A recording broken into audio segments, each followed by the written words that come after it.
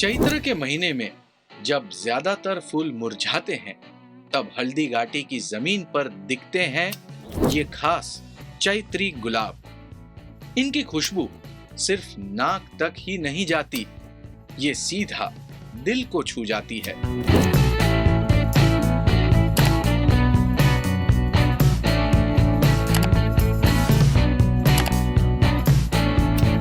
यहाँ के खेतों में हर पौधा जैसे कुदरत की पूजा हो, बिना केमिकल, बिना मिलावट, सिर्फ मिट्टी, धूप और मेहनत से उपजे ये गुलाब इतने शुद्ध होते हैं कि इन पर कीट और मधुमक्खियां खुद खींचे चले आते हैं।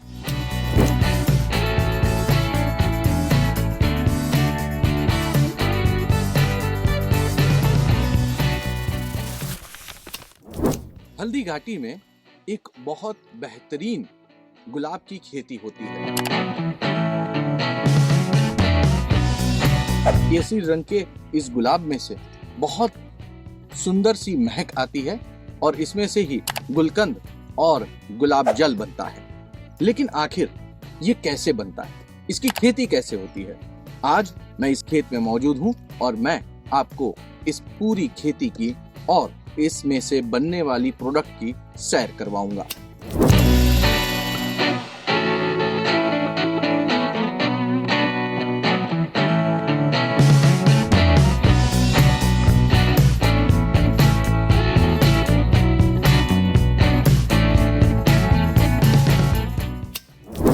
इन गुलाबों की पंखुड़ियां सुबह की ओस से भीगी होती है और इन्हीं से बनता है वो गुलाब जल जो न सिर्फ सुंदरता का राज है बल्कि सेहत का भी अमृत। ये सिर्फ एक फूल नहीं, एक परंपरा है, एक संस्कृति है जो हर कली में सांस लेती है।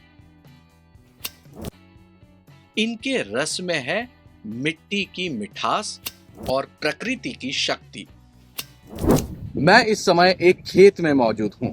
मेरी एक तरफ लाल गुलाब की खेती है तो दूसरी तरफ चैत्री गुलाब की खेती। यहाँ के वातावरण में एक सुंदर सी महक फैली हुई है और कई सारे कीड़े इस समय फूलों के अंदर से उसका रस पी रहे हैं। आइए मैं आपको ये खूबसूरत फूल दिखाता हूँ।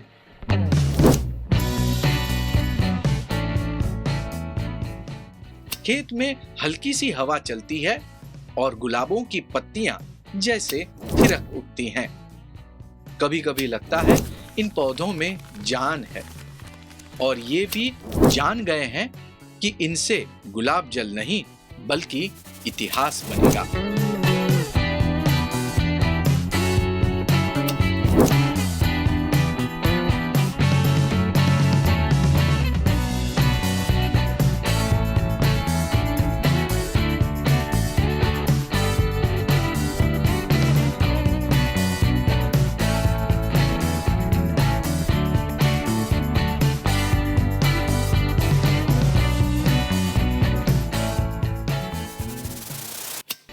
जल तैयार किया जाता है। इसको खोल के इसके अंदर फूल के साथ 7 गुना पानी, फिर इसको ये मिट्टी से बेक करके इसको गर्म करते हैं। गर्म होने के बाद में जो इसका स्टीम आएगा वो स्टीम इसमें जाएगा। ये कंडेंसर है, तो इसमें कंडेंस होके स्टीम बाहर निकलेगा, वो रोज वाटर बनेगा।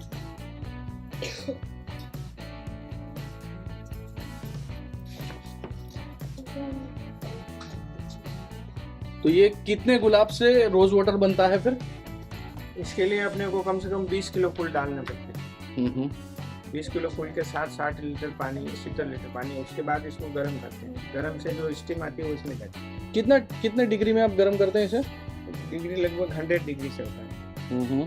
उसके बाद में जो स्टीम आएगी वो ठंडा होकर इधर से गुलाब इसमें चला जाता है। तो यहाँ पे आप जब 20 किलो गुलाब डालते हैं तो लगभग कितना गुलाब जल बनता है? उसमें 20 लीटर भी ले सकते हैं, 10 लीटर भी ले सकते हैं। अपने को जैसा चाहिए वैसा। यानी कैसा, समझाइए थोड़ा। लेकिन उसका जो है कॉन्सेंट्रेशन बढ़ जाएगा तो उसकी रेट बढ़ जाएगी। अगर उसमें 20 की जगह 30 लीटर लेंगे तो उसका रेट और सस्ता कम बढ़ जाएगा। इस तरह से।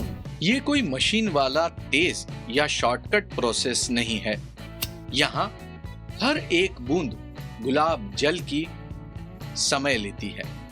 धैर्य की आंच पर पकते हैं गुलाब और हर पल इनकी खुशबू और ऊर्जा पानी में घुल जाती है। जब पंखुड़ियां पानी में डालकर धीरे धीरे गर्म की जाती है तो यहीं भाप बनकर ऊपर उठती है। लेकिन ये सिर्फ भाप नहीं, ये गुलाब की आत्मा होती है, उसकी खुशबू, उसकी शुद्धता। एक खास पाइप सिस्टम के जरिए इस भाप को इकट्ठा किया जाता है, जहां उसे धीरे धीरे ठंडा किया जाता है और वो फिर से जल में बदल जाती है। ये बनती है वो पहली बूंद गुलाब जल की, जो सबसे शुद्ध होती है, सबसे असरदार भी। ये डिस्टिलेशन प्रोसेस देखने में भले ही साधारण लगे, मगर इसके हर चरण में सदियों की परंपरा है और पीढ़ियों की मेहनत छिपी है।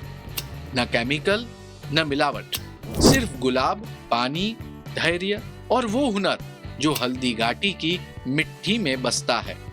यही है असली गुलाब जल, जिसे आप सिर्फ छूते नहीं बल्कि महसूस करते हैं हर एक बूंद में। हर कतार में पौधे, एक जैसी ऊंचाई, एक जैसी हरियाली और हर पौधे पर गुलाबी चमकती कलियां। यहां कोई केमिकल नहीं डाला गया, ना कोई स्प्रे, ना कोई जबरदस्ती, सिर्फ मेहनत, धैर्य और वो मिट्टी जो पीढ़ियों से गुलाब उगाती आई है। और यही तो है चैत्री गुलाब की सबसे बड़ी पहचान, जिनमें सौंदर्य है, सुगंध है और एक ऐसी शुद्धता है जिसे शब्दों में नहीं, सिर्फ महसूस किया जा सकता है।